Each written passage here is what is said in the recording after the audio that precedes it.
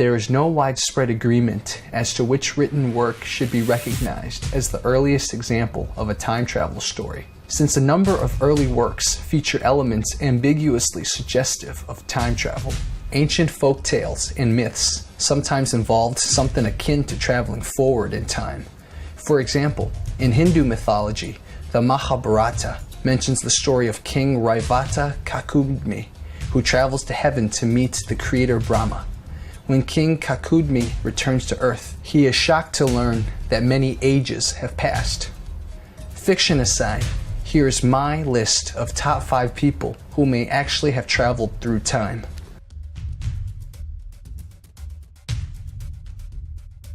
Number 5. John Titor. A person named John Titor started posting on the internet one day, claiming to be from the future and predicting the end of the world. Then he suddenly disappeared, never to be heard from again. His story started in late 2000 when he signed onto the internet. A poster going by the screen names Time Travel Zero and John Titor posted on a variety of message boards, beginning with the forum at the Time Travel Institute. He claimed he was a soldier sent from 2036, the year a computer virus wiped the world. His mission was to head back to 1975 in order to snatch and grab an IBM 5100 computer, which had the necessary equipment to fight the future virus. His detour to the year 2000 was simply to get a little rest and relax while visiting his 3-year-old self, ignoring every fabric of time paradox rule from the time travel stories. Titor said that the many worlds interpretation of quantum mechanics was correct. Over the next 4 months, Titor responded to every question other posters had, describing future events in poetically phrased ways, always submitted with a general disclaimer that alternate realities do exist, so his reality may not be our own. In between dire urgings to learn first aid and stop eating beef, mad cow disease was a serious threat in his reality. Titor provided a number of technical specs regarding how time travel worked. With overly complex algorithms and grainy, hard-to-make-out photos of his actual machine, which, yes, of course, was installed in the rear of an automobile, a 1967 Chevy Corvette and later a 1987 Chevy Suburban. He even showed off his cool futuristic military insignia. On March 24, 2001, Titor offered his final piece of advice. "Bring a gas can with you when the car dies on the side of the road," he said. Then he signed off forever and returned home. He was never heard from again.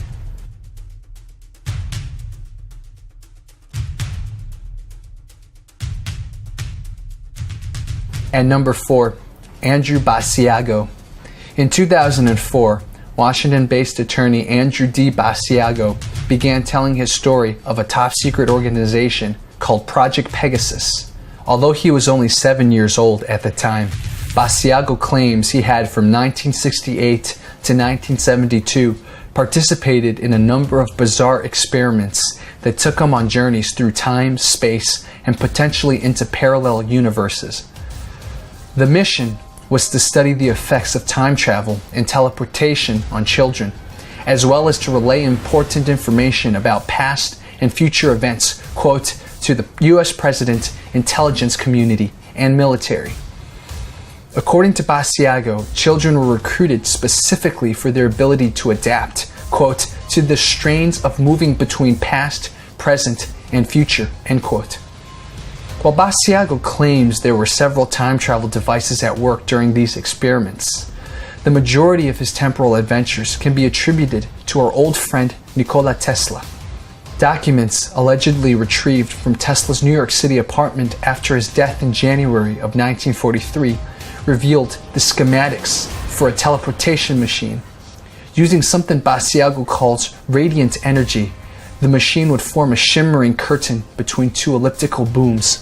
Passing through this curtain of energy, Basiago would enter a vortal tunnel that would send him to his destination. Several of his voyages led him to the 1800s. On one occasion, he found himself at Gettysburg on November 19, 1863, the day President Abraham Lincoln gave his famous Gettysburg Address. As Basiago tells the story, he had been dressed up as a Union bugle boy. However, He felt that his oversized shoes were drawing too much attention, so he wandered away from the crowd, only to be photographed. Each trip, he says, was slightly different than the last, leading Basiago to believe that it wasn't just time travel at work. He was being sent into, quote, slightly different alternative realities on adjacent timelines, end quote. Number 3. Sir Robert Victor Goddard.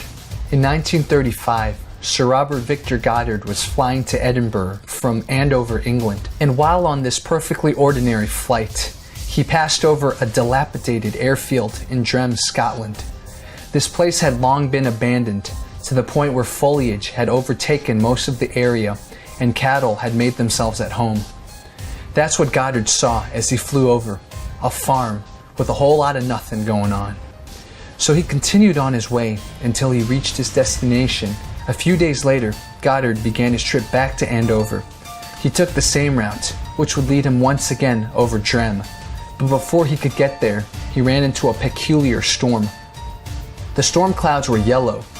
It didn't take long for Goddard to become disoriented and lose control of his plane. He tried to regain control by climbing above the yellow clouds, but they seemed to have no end. His plane began to fall. Fortunately for him, that's when something unexpected happened. The clouds broke, and he could see the ground again. As he approached the airfield, hoping to reorient himself, suddenly the storm vanished and the sky turned bright and sunny. It stopped raining. Everything became clear, but something was different this time. The airfield at Drem was no longer abandoned. In fact, it looked good as new. He could see mechanics down below, and 4 planes, each painted yellow, sat on the runway. One was a model he'd never seen before, a monoplane unlike anything in the Royal Air Force in 1935. And what were the mechanics wearing? Blue overalls. This, along with the yellow planes, Goddard found strangest of all. RAF mechanics in 1935 wore brown overalls, not blue, and there were no yellow planes to his knowledge.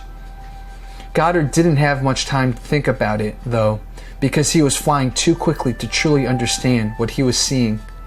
By the time he'd pass over the airfield, the storm had suddenly returned, and the bright sunlight dissolved into hard rain, and those strange yellow clouds engulfed him once more.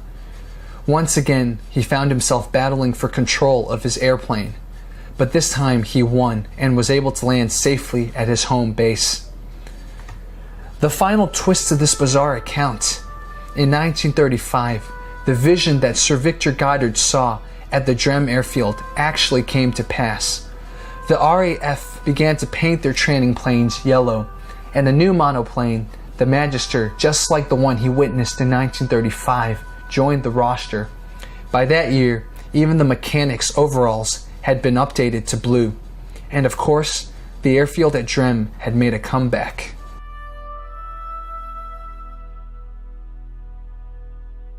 And number 2, Al Bielek. Al describes what he remembers after he jumped off the USS Eldridge in 1943 when he was involved with the Philadelphia experiment. Hello, my name is Alfred Bielek, more commonly known as Al Bielek. Original family name is Edward Cameron. And the purpose of it is to present my history as I best have researched it over the years, as I have learned it, as comprehensive as it can possibly be. I have been involved in the Philadelphia experiment, the Montauk Project, time travel, alien connections at the Montauk Project, and some other projects, all of which have been secret over the years, most of which have never been declassified, is to give you a base of information as I have found it.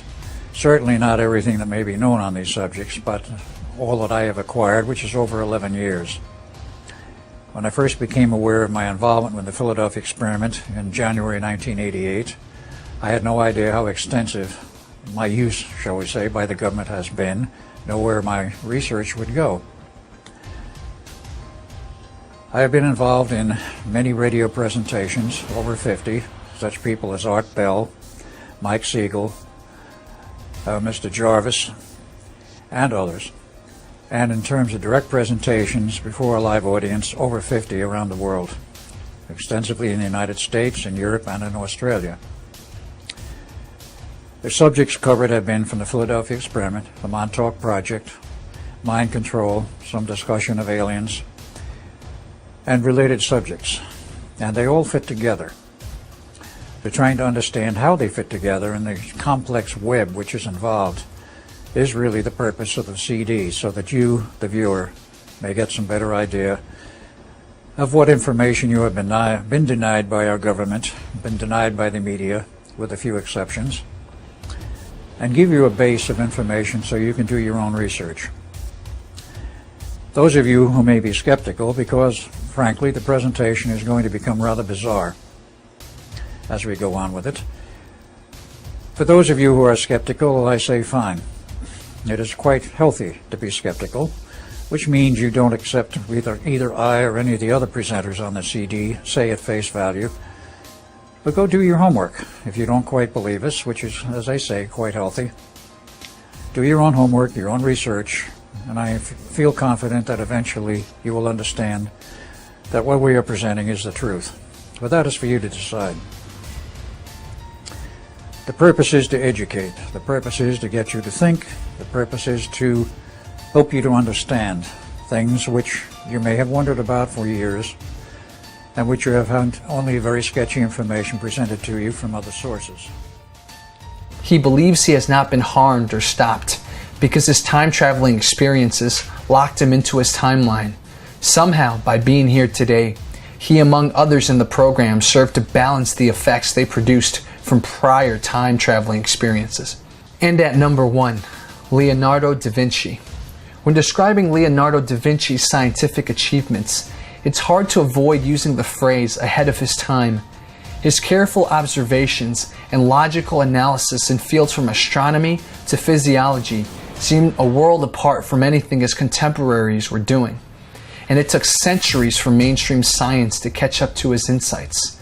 It's as if someone took a modern scientist and teleported them into the Renaissance. He was a painter, sculptor, architect, scientist, musician, mathematician, engineer, inventor, anatomist, geologist, astronomer, cartographer, botanist, historian, and writer.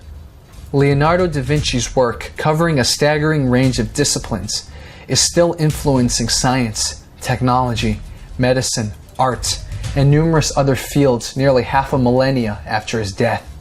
But just who was Leonardo da Vinci? Was he simply a man of profound intellect and imagination? What most people know about Leonardo is that between 1476 to 1478, there is a gap in his life. What happened to him during this period, and why did he vanish?